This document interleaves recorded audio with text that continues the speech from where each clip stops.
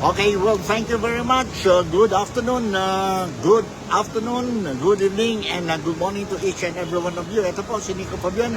Once again, nandito tayo po sa programa natin, Nick Talk, The Real Talk with Nico. And today, nandito tayo sa Genting Highlands. And I'm doing my vlogging dito po dahil I also want to show you ang lugar dito po sa Genting Highlands. And yes, diretso na tayo po sa istorya or sa mga topics natin dito po. We have only few topics to discuss today. And before anything else, I would like to say welcome to my program, mga kababayan ko po dito, mga Filipinos sa Malaysia, sa West Malaysia, sa Kuala Lumpur, and at the same time mga Filipinos, overseas Filipino workers, Filipinos who are working legally and residing legally dito po sa Malaysia, doon po sa Sabah, East Malaysia, particularly ang city of Kota Kinabalu. So, okay, umpisa na tayo po sa programa natin. Grabe, no? Grabe what happened yesterday dyan po sa Pilipinas, dyan sa Senado, sa plenary session ng Senado natin po. Saludo tayo kay sabihin natin ng senador natin, mga senador natin, especially ang senador natin si Senator Ping Lacson, as well as si Senator Rodante Marcoleta, dahil po nakita natin these two senators, no? One is a neophyte, si Senator Marcoleta, and the other one is Senator Ping Lacson, bumalik na po sa Senado.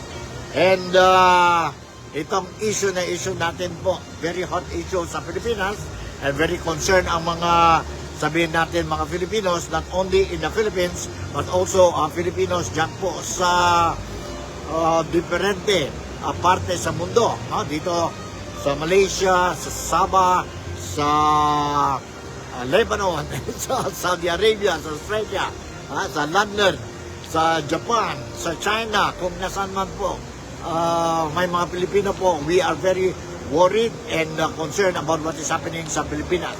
Alright, umpisa na tayo sa programa natin, ang topic natin. Ang topic natin is, ito na po, sabi ni Senator Ping Lacson during ang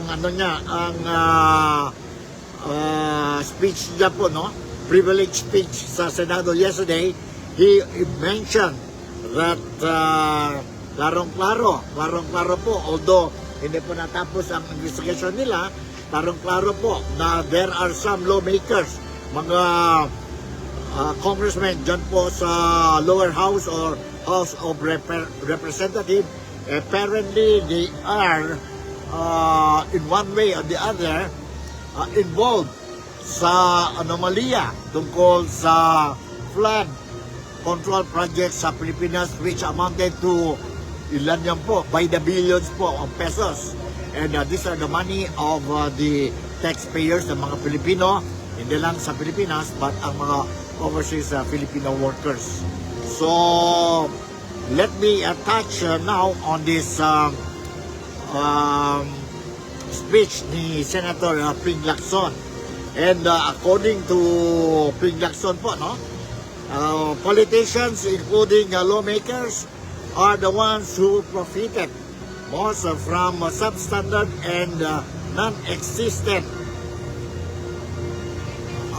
flood control projects, in conclusion with private contractors and corrupt public works officials. Yun po sabi ni Senator Ping Lacson during his privilege speech dyan po sa Senado kahapon. In a privilege speech, Lacson said lawmakers were able to get kickbacks as project proponents through funding, insertions, and unprogrammed appropriations in national budget. Diyan po, ang national budget ng Pilipinas 2025 is a very controversial, very, sabihin natin, problematic po, and it has been described by no less than our lawmakers as well as politicians and other authorities concerned po that the budget 2025, national budget 2025 is the most corrupt national budget in the history of the Philippines. And he revealed a nasty corruption racket among greedy members of the House of Representatives. Their accomplices from the private sector and the Department of Public Works and Highways, district engineers, and even state auditors. Involved daw yun po sila, no? Grabe talaga. And si Lacson said the corruptionary of money-making schemes in the flood control projects include cost cuts to get kickbacks and substandard construction to scrimp on project funding, repeat funding despite project's completion, and what he called the worst kind, ghost projects po. You just imagine na ang initial investigation of Senator Ping Lacson, nakita niya po na there are some projects, ghost projects po, flood control projects since 2022 hanggang 2025, and there are some projects substandard po. There are some projects not yet completed, but fully paid na po, and this involved millions, billions of pesos po. And it is for this reason that ganito ang buhay natin sa Pilipinas po, walang progreso dahil po sa corruption dyan sa Pilipinas. There are two things for me, I fully understand. In order for us to be able to fight corruption po and see the Philippines progress po, there are two things para sa akin po. I don't know if you will agree with me. Two factors, very important factors. One is righteousness.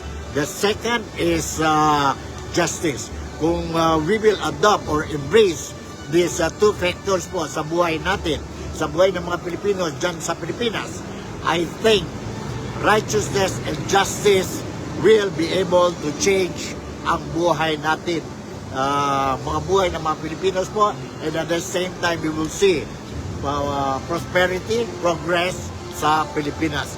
For as long as corruption will not be addressed properly po, then expect that nothing will happen to the Philippines. Instead, Philippines will continue to go down to the drain, no? To the drain. Sana lang po it will not happen, no? Sana it will not happen. So, okay, and nakita din natin po, no? Sabi nga si Senator Mix Subiri. Senator Mix Subiri is the former Senate President of the Philippine Senate po. Sabi niya, ngayon lumabas na ang mga partial results sa mga investigation carried out by the Senate and of course other departments po, and even government directors or department directors po, especially dyan po sa, sabihin natin, Department of Public Works and Highways, no? They also confirmed that they believe that there are ghost projects po, anomalies carried out by both the members of the or staff or officials of the sabihin natin Department of Public Works and Highways, and at the same time itong sabihin natin lawmakers natin, mga congressmen. Obviously mayroon talaga po kalokohan, and they also noticed that based on the initial investigation nila, especially ang investigation ni Ping Lacson, Senator Ping Lacson, na kalokohan talaga po ang mga projects below standard, and mga projects po hindi nag-followed ang mga specifications po, and maraming pera po na wasted po, no? And who will be paying this or repaying this, sabihin natin, money pocketed by irresponsible politicians, irresponsible lawmakers natin po? Who? Ang mga Pilipino pa ba? Ang taxpayers? Or are we going to allow or make sure that itong mga culprits, ang mga culprits of this very, sabihin natin, shameful acts that they committed po, no? Are we going to ask them to pay? Or ano po?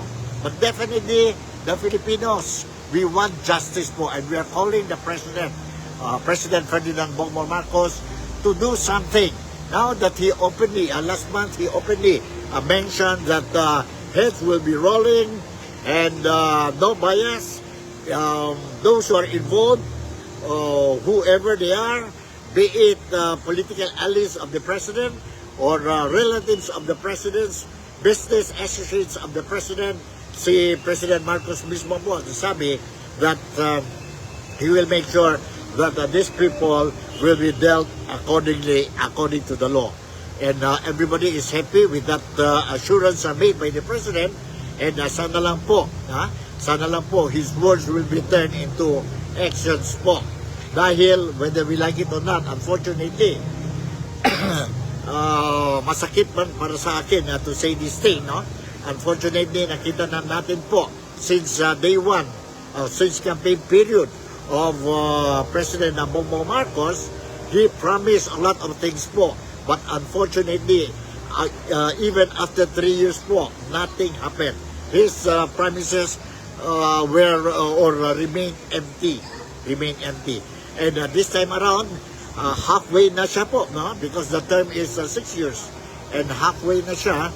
And remaining 3 years lang, 3 years na lang po. Sana lang po, what is pledging now or promising to the Filipino nation that he will be serious of these things and stop corruptions sa Pilipinas. Sana lang po, totoo na ito po, no? Sana totoo lang ito. Kawawa talaga mga Pilipino. So, alright, the other thing is that sigaw din mga karamihan ng mga senador, no? Supported the privileged speech of Ping Lacson yesterday, wherein he started expose ano-anong mga projects po na he visited and his staff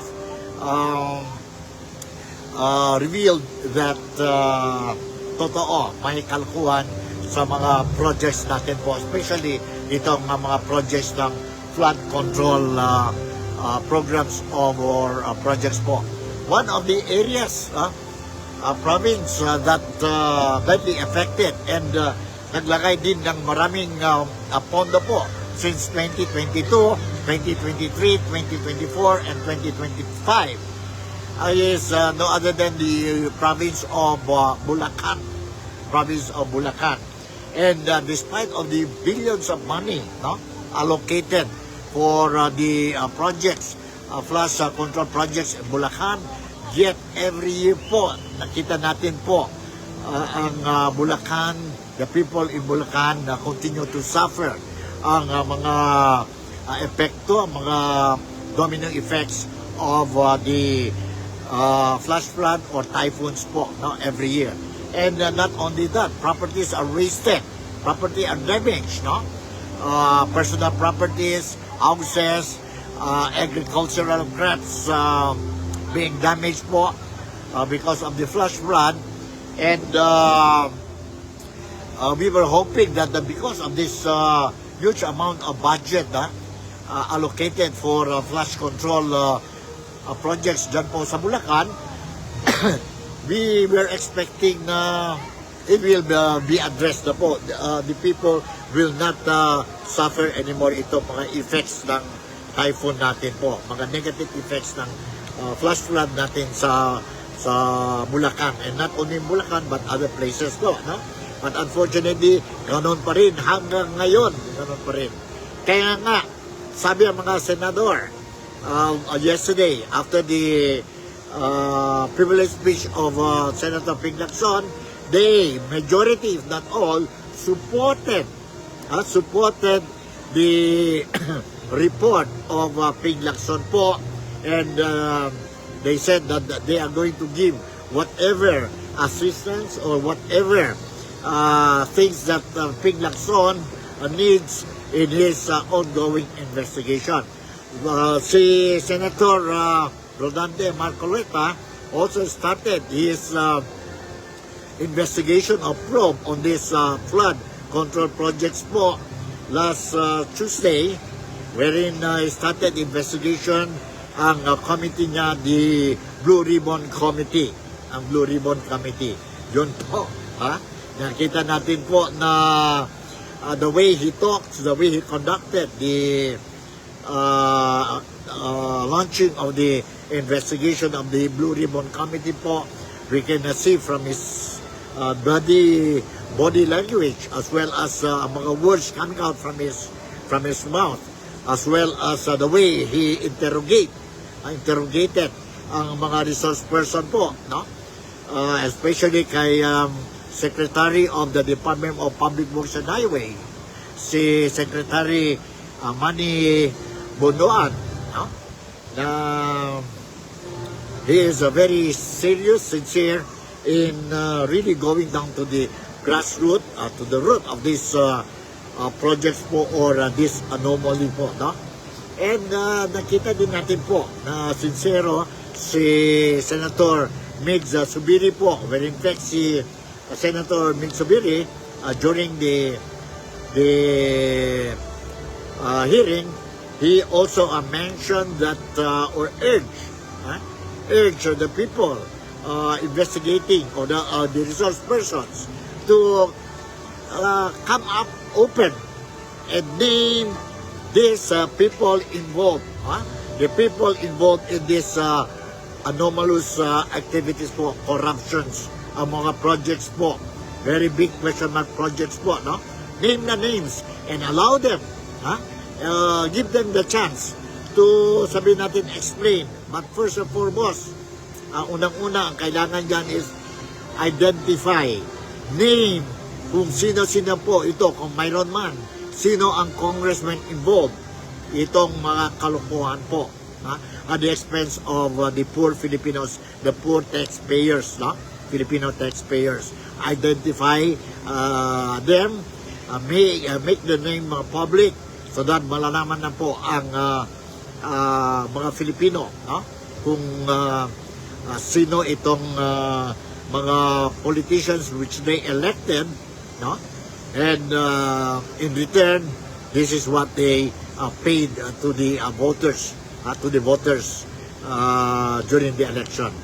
So that next time around, during the 2028 presidential election or general election po, these people will no longer be allowed to represent us in the Senate or even dyan po at the House of Representatives. Tama na po. The Filipino people are tired, and we have been suffering for quite a long time already po. Si Neophyte Erwin Tulfo also openly came out and said na he will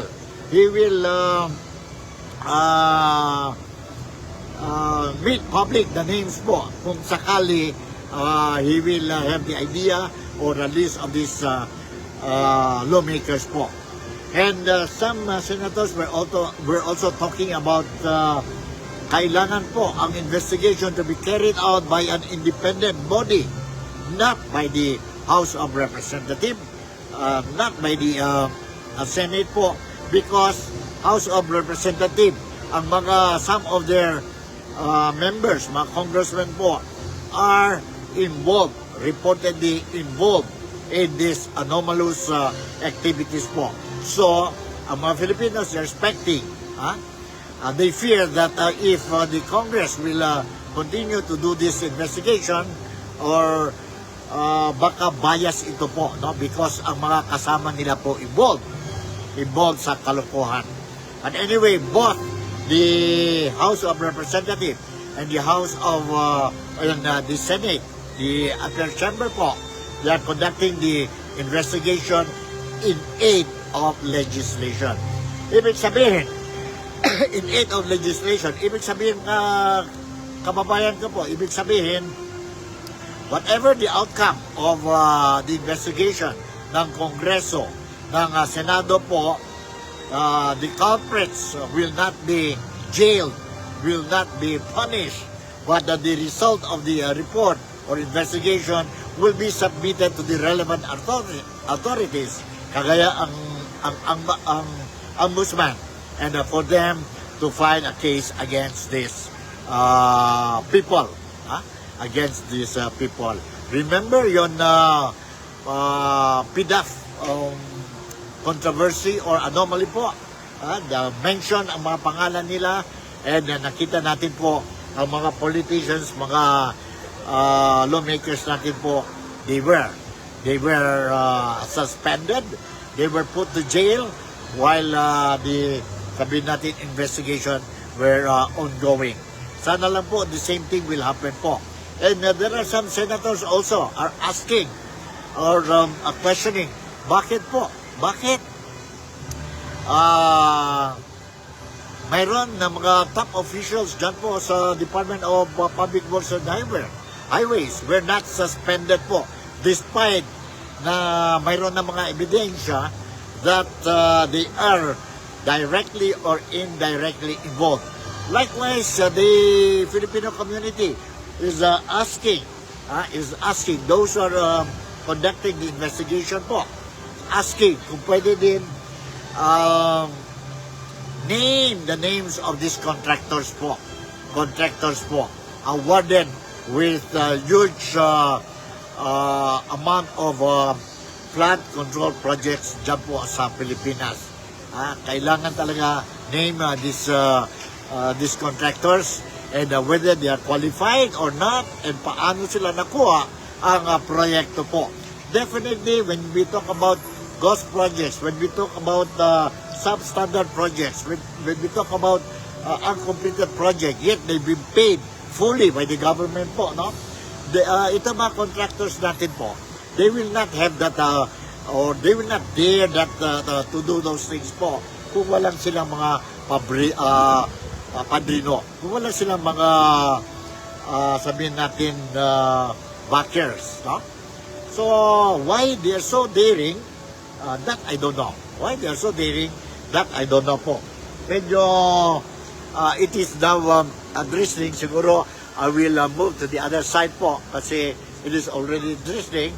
So yun, we want to know talaga what is happening, what is happening dyan po sa Pilipinas, and we hope that at the end of the day na maano tayo, everything will be cleared and the problem will be solved and we will not be experiencing another problem like this po, no? Another problem. So ito na po, no? Ito na ang sabihin natin problema that we are facing, and nakita natin po ang presidente natin, no other than President Ferdinand Bongbong Marcos po, he himself,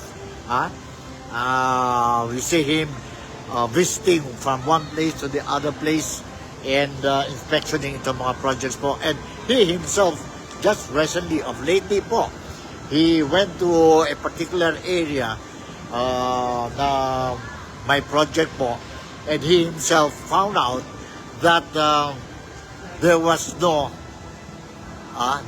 completed project po.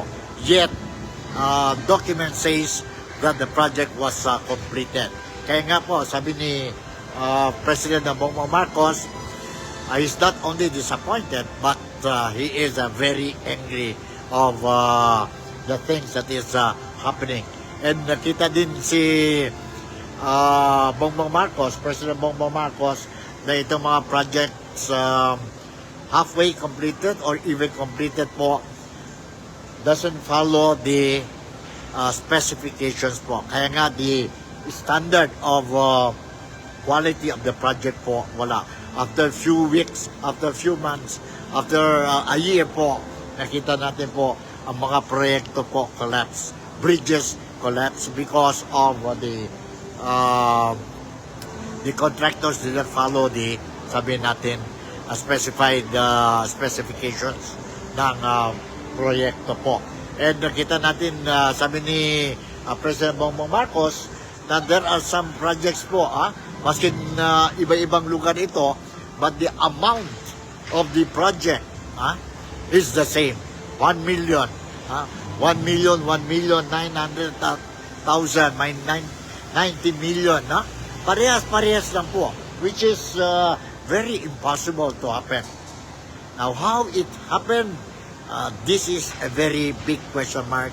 And the Filipino people are tired, and we want to know results, and we want to see that these culprits, these individuals involved in this anomalia po or anomalous activities po should be put to jail and ban them for life.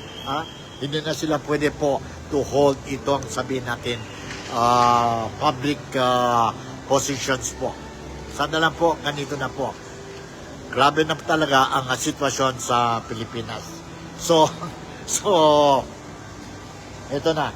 This is the latest updates na mayroon tayo tungkol sa mga proyekto sa Pilipinas. This is the reason why hanggang ngayon po nakikita natin po ang problema ng Pilipinas. Mga Pilipino po, they leave our country, they leave the Philippines to work abroad because mahirap ang buhay ng mga Filipino, ordinary Filipinos dyan sa Pilipinas. The rich, yun mga may connection, yun mga mayaman po get richer, while ang poor gets poorer every day. Every day po. Grabe talaga ang sitwasyon. Alright, the other thing that I would like to share with you po, itong narinig natin po na, hold on okay, saan na yun? Inquirer yata ito this yung News Inquirer. Alright,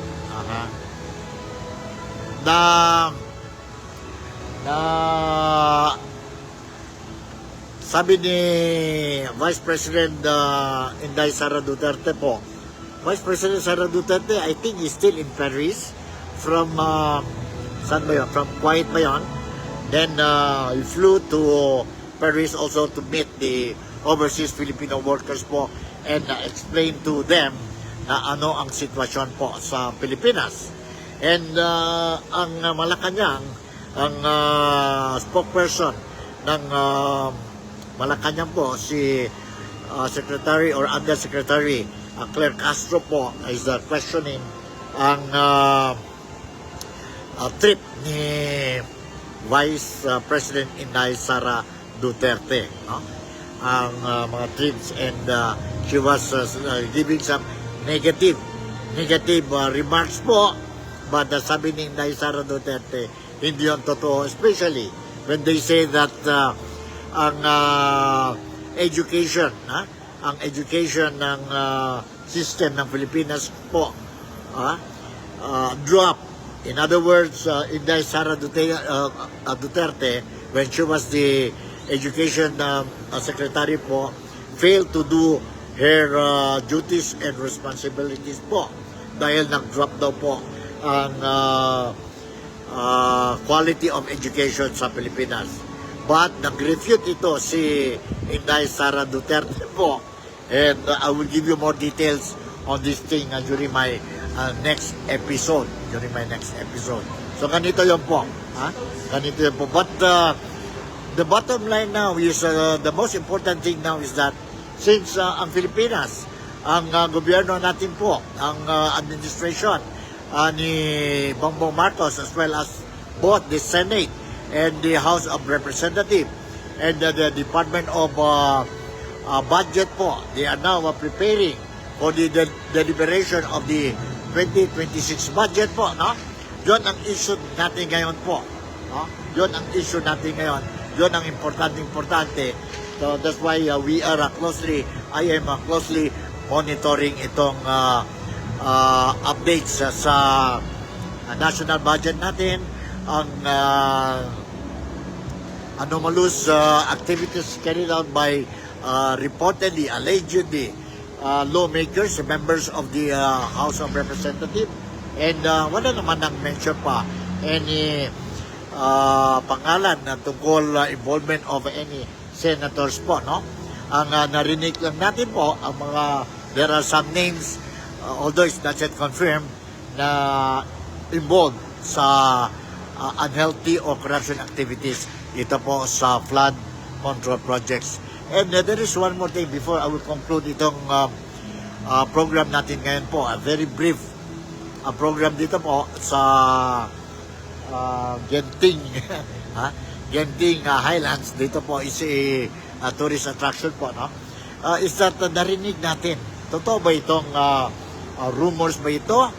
But there's no confirmation yet that si Congressman Saldi Ko left the country. Totoo ba ito? We don't know. I will make some follow-ups dito po. Why we are talking about the Congressman Saldi Ko? Because he was the committee chairman of the appropriation, no? Appropriation ng 2025. Ano nangyari sa budget 2025? May malaking insertions po. Paano nangyari yun po? That's why the 20th Congress, no, are asking explanation, clarification, explanation from the horse's mouth, from Congressman Saldi Ko po, because in charge siya eh.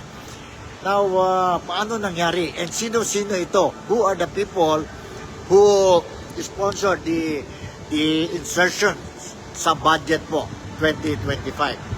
But the latest news that I received is that lumabas na po si Congressman Saldi Ko sa Pilipinas. Totoo yun o hindi, I really don't know, but I will make a follow-up on this thing. So siguro, hanggang dito na lang muna ang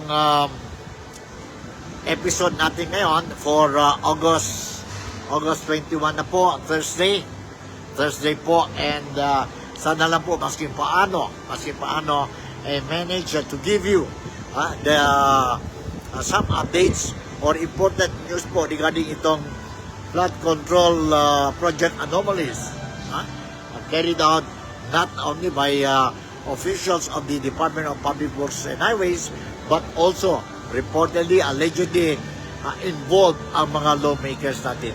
Sino-sino sila po, we still don't know. And I, for one, is asking whoever is concerned po, no? Just like our senators, they are also urging, appealing to the investigators to put out the list of these politicians, lawmakers po involved in the corruptions, and identify talaga po properly kung paano talaga nakuha itong mga contractors natin po ang mga projects, not only one or two, one contractor given quite a number of projects to do, the same amount po, and then paano nangyari itong mga ghost project po, who are responsible po, give us the names, we want to know po, and so that we will be able to make sure that these politicians will never return back as representative ng mga tao sa 2028. This is very important talaga para sa mga Pilipino po. In order for us to level up the living standard of the Filipinos, in order for the country to progress, sana lang po itong presidente natin, si Bongbong Marcos, ang mga politicians natin, ang mga congressmen natin po, should immediately adopt righteousness and justice po sa buhay nila po while carrying out their duties as public servant natin. So, alright, with this, siguro hanggang dito na lang po ang TikTok The Real Talk with Nico. And once again, I would like to say thank you very much for making me a part of your day today. Malaysia, Sabah, the Philippines, God bless us all. And I'll see you in my next episode. Bye.